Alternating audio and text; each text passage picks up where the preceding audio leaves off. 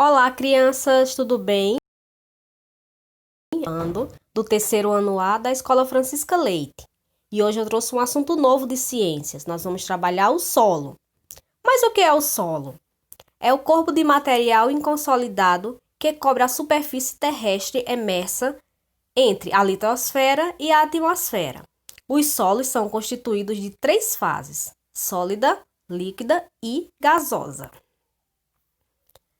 Qual a classificação dos solos? Vocês estão vendo aí duas gravuras. Um solo calcário e um solo franco. O solo calcário, formado essencialmente por calcário e muito pobre em matéria orgânica, são muito permeável e por isso fáceis de trabalhar. Já o solo franco é formado de uma mistura de areia, argila e matéria orgânica. Retém bem a água, sem ficarem encharcados. É considerado um solo semipermeável e muito bom para a agricultura. A classificação dos solos.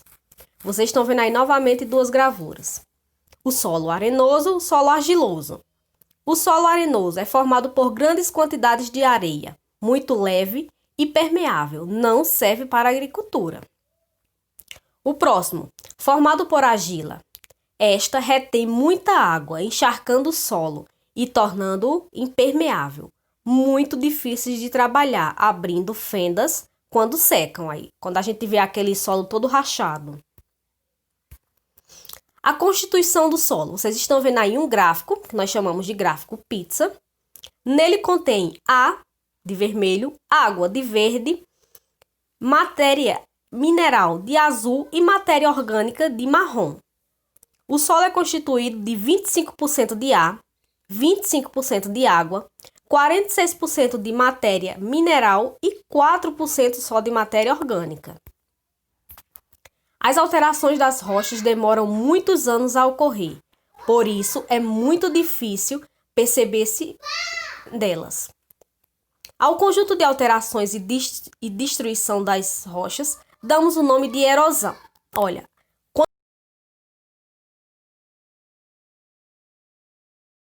quando tudo era rocha e que foi transformada em areia, e vocês vão ver como é que ela foi transformada. Os tipos de solo. Já sabes que no solo existe uma parte orgânica e uma parte mineral, né? Como vimos no gráfico de pizza.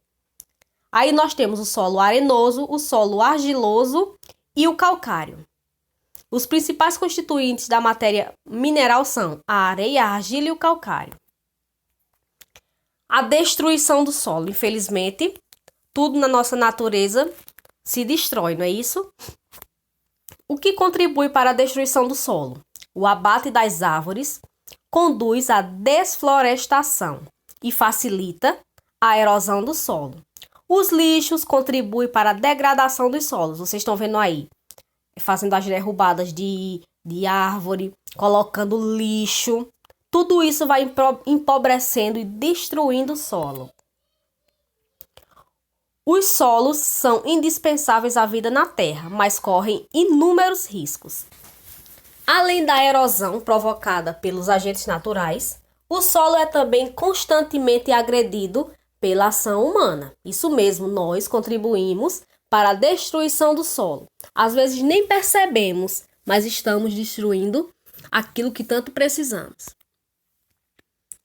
Quais são esses agentes erosivos? A água, o vento, a temperatura e os seres vivos. Os agentes erosivos. As rochas, embora sejam bastante resistentes, sofrem a erosão de diversos fatores do meio ambiente, que lhes provoca muitas alterações. Eu falei para vocês da areia da praia, tudo ali era rocha. Mas com o vento, as ondas batendo, o que aconteceu? As pedras foram se desmanchando e virando o quê? Partículas de areia. Mas o que é erosão? A erosão é o desgaste do solo pela ação do vento, água ou mau uso do solo. As queimadas, que tanto prejudicam o nosso solo, é uma prática primitiva da agricultura, destinada principalmente à limpeza do terreno para o cultivo de plantações ou formação de pastos. com o uso do fogo. A gente sempre vê, né? Quem mora no sítio ou quem tem parentes no sítio, geralmente vê queimar um determinado local para fazer uma plantação ou então mesmo para limpar o terreno. Só que ele está fazendo o quê? Agredindo o solo. Desertificação.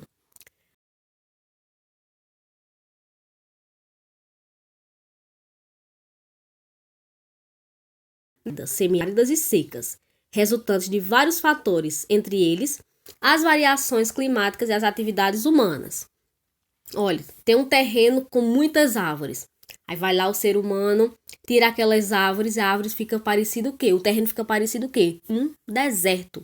Por isso que chamamos de desertificação. Conservação do solo.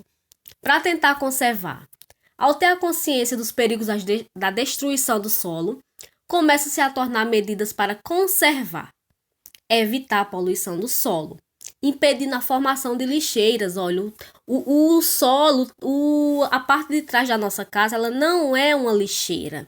Você não pode estar depositando lixo.